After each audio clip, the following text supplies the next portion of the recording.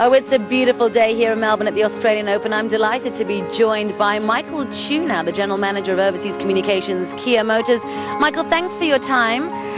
What an event for you. Tell us how Kia came about planning to sponsor the Australian Open. Well, it is a spectacular event.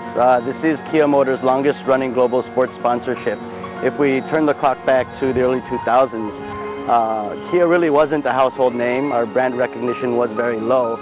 And we viewed at that time a major sports sponsorship as something that could take us to the next level. And as luck would have it, the opportunity to sponsor the Australian Open came up, and we dove in head first, and we haven't looked back. So this is our 11th year sponsoring the Australian Open. It's gotten better and better every year. It really exceeds our expectations. Tell us, Michael, as a team, this really is a mammoth task. It really is such a big tournament. How long in advance do you need to plan for something like this? Well, it really is a year-round preparation that goes into organizing something like this. So as soon as this year's tournament closes, we'll go back to Korea to head office, and we have a dedicated team that works on the sponsorship year-round. We'll review this year's event, and we'll try to make improvements for the coming year. Now finally, tell us what you hope to achieve by sponsoring an event like this. Well, aside from the obvious brand exposure that we're looking for, we're also doing a lot of stuff supporting tennis on the grassroots level. For example, we also sponsor the Kia Australian Amateur Open every year, and the World Final is held here in conjunction with the finals weekend. So we're also trying to generate interest and support the growth of tennis at a grassroots level. Well, I have to say, Michael, Kia and the Australian Open are a match made in heaven after so many years. Thank you for your time and enjoy the rest of your stay in Australia. Thanks. Yes, Kia Motors, and they've been absolutely wonderful supporters of tennis, not just at the level of the Grand Slam, but as you heard Michael Chu saying there, at grassroots level as well. Okay, let's hear then from Rafael Nadal, world number 2, and what he has to say about this final. For me, what it means is I'm in the final of another Grand Slam. It's 4th in a row.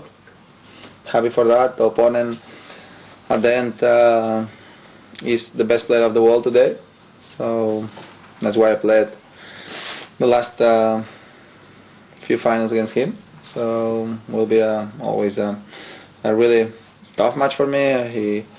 He's the favorite after being number 1 of the world and after playing fantastic and beating me the last 6 times. So just happy to be there. For me, the tournament is really, really good, and right now I'm going to try to play my best tennis and fight every ball, knowing that's going to be a tough one.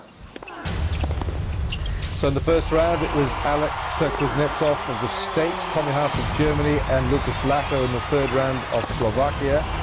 Dropped a few more games than Novak Djokovic in his first 3 rounds, but this was Rafa seeded at 2. So then it was Feliciano Lopez, fellow Spaniard, the left-hander, in the 4th round. Yes, this also was a comfortable win for Rafa as soon as he got Lopez in the back of the court, and then eventually winning that in straight sets as well.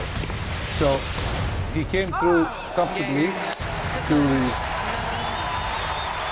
semi-final, 6-4, 6-4, 6-2, sorry, in the round of 16. In the quarter-final, he played Tom Burdick. Yes, Burdick gave him a bit of a run. Yeah. In fact, Nadal dropped that first set on the tiebreak 6-7, coming through 7-6, 6-4, 6-3 in a big, big match. That second set made a huge difference in the Burdick match. Then, of course, his wonderful performance against Federer. After being down a set and a break in the opening game of the second set, he really stayed with Roger from the back, got back everything that the Swiss threw at him, and eventually the overplayed forehand gave Rafa the semi-final win in 4 sets. Some classic tennis when it mattered, but not long enough to be an epic, as the other semi-final was. Now then, 11-time Grand Slam champion winners. Now that's with 11 titles. Bjorn Borg was 25 years and 1 month when he won it. There we are, 25 years when he won Roland Garros in 81. That was his 11th. Federer, winning 2007 Wimbledon, was 25 and 334 days. Sampras, winning Wimbledon 98, was 26. Roy Emerson was 30. And Rod Laver, winning the 69 US Open, was 31. So Rafa, if he wins today, he will be the owner of 11 Grand Slam titles.